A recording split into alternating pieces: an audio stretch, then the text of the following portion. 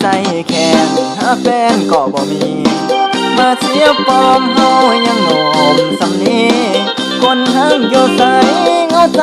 เต็มที่หนาวมาปีนี้อยากจะมีคู่ใจคอยเนื้อคู่เจ้าอยู่แห่งหนใดบุญบ่ลายไว้ใจก็บ่ได้จากบ้านขึ้นเหนือ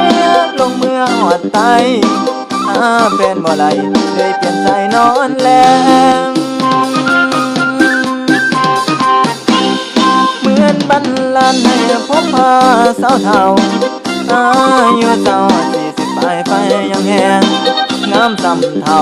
เกี่ยวมาปากแหลงยามน้องแต่งเสน่ห์แห่งแทงใจสาวสันนี้40 ปีน้องยังจมหากให้ผมน้องเป็นสาวขึ้นใหม่เจ้าคงสร้างงามโสกากว่าสาวไหลบวนทลายมาติดใจเอายามเท่าห่างหรือไม่ก็อายจะไม่เอาหากส่วนแสนแม้ได้เคียงคู่เจ้าโอวาสนานำพาให้เฮาเห็นงามสำเท่าเบิ่งเจ้าบ่เปิดบ่เบื่อ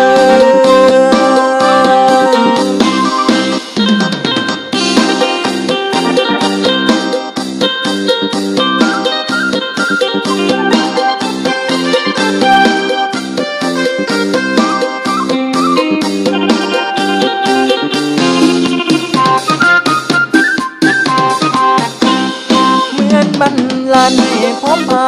สาวเท่าอายุเจ้า40 ปีไปยังแรงน้ำสำเท่าเกี่ยวมาปากแดงยามน้องแต่งเสน่ห์แห่งแทงใจสาวสันนี้40 ปีน้องยังจมหากได้พบน้องต้องเป็นสาวขึ้นใหม่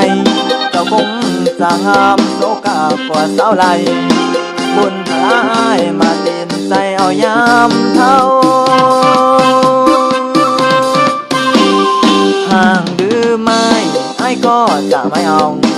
หากสุดแสนแม้ในเคียงคู่เจ้าวา